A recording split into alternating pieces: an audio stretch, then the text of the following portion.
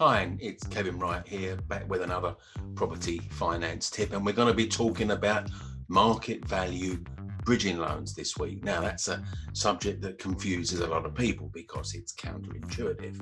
So if you want to find out more about market value bridging loans and what an absolute boon they can be to property investing, stick around.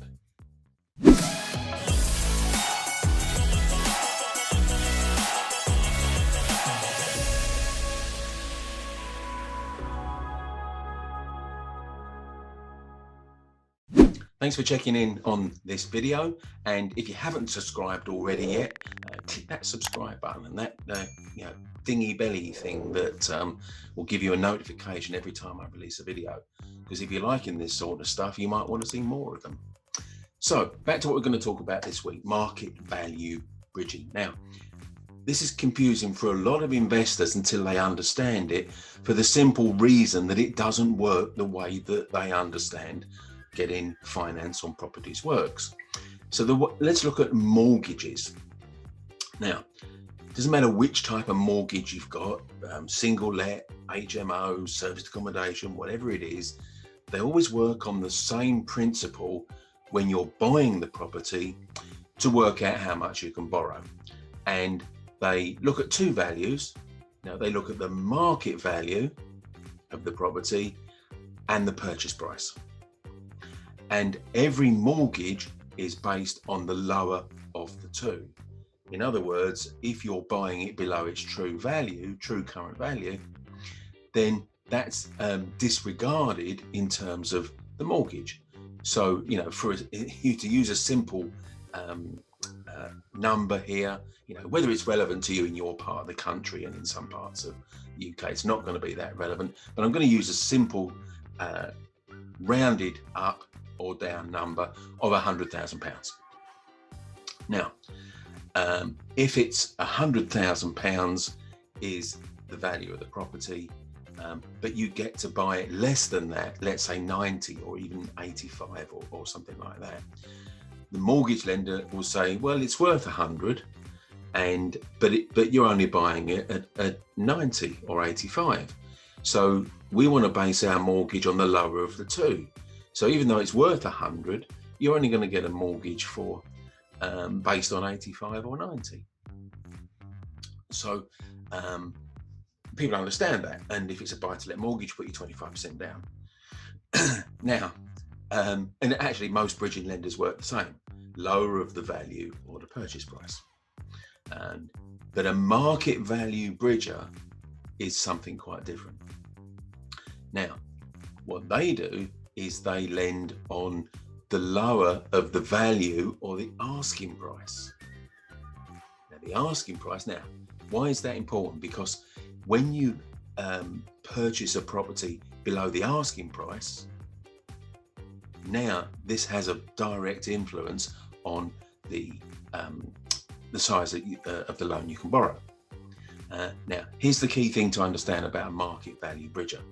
They take the discount to value or asking price and use that as part of your deposit.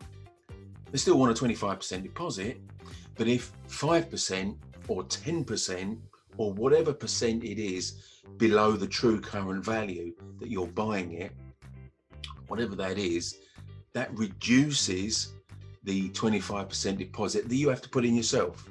Now, this can be really handy because, if you haven't got to provide the normal 25% deposit, you can buy more properties at the same time, or you can actually go for a bigger property. And lots of people I train end up going for bigger properties that they wouldn't normally be able to buy with a 25% deposit. Now, there's going to be a difference here whether it's on market or off market. So let me explain what I mean by that. So on market is it's available through an agent. You can see it on the agent's website or Rightmove or Zoopla or one of these portals. And off market means you've gone direct to vendor, so that it's a private sale, you might say, in another way to describe it. So now that has an influence on how it's valued. So let's look at off-market direct to render first. The only thing that the bridger's valuer can do for a market value bridge is to get some sold comparables in that locality to work out what the true market value is. And then they'll lend you 75% of that. Now, if it's on the market, they'll still do that, but the asking price comes into play here because the asking price dictates the maximum value. So let's say it's worth 150,000, but actually they're only asking 130. Now your loan is going to be based on the lower of the value or the asking price, as I said earlier. So therefore, the 150,000, even if there's properties that have sold for that recently and locally, is going to be discarded in favour of the lower 130,000 value, and your 25% deposit is going to be based on that 130. Now, if you're buying below that 130, at 120 or 110, then that's the percentage that will be counted as your 25% deposit. So you're still reducing your deposit, but not against the higher value, but against the asking price. And their simple justification is, look, maybe they tried to sell it at higher than 130, which is particularly the case if the 130 has reduced from the original purchase price they put it on. So the bridger's view on that is, look, if it was worth more than 130, they'd be asking more than 130. So market value bridge, if you can get properties below the asking price and get them valued at the asking price, and that's not a given, by the way. If the asking price is 130, the bridger's valuer could still come back and say, hey, it's only worth 125. So you need to get the valuation done to get clarity on what that figure is. The more you can negotiate to buy below the asking price, the lower your deposit is going to be. If you took it to its extreme, I guess you could say that you'd have to put down no deposit, but that's really pretty unlikely, to be honest. What is achievable though, and we've brokered this many times, is to buy a property using a market value bridge where you need to put down less than a 25% deposit, because the discount to asking price is part of your 25% deposit. Now, some market value bridges have a minimum deposit clause or criteria. So what they say is, we don't care how much under value you're buying it, we still want you to put down 10%. So they'll only ever lend 90% of the purchase price. So that's like a collar, if you like, that they don't go below.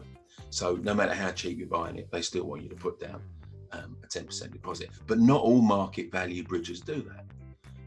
So if you've got a really, really cheap one, then it's possible that as brokers, we could find you one that doesn't make you put down even a 10% deposit. To be fair, most cases you're not going to get it cheap enough to mean that it's possible to put down less than a 10% deposit anyway. But I'm just giving you the different angles on this.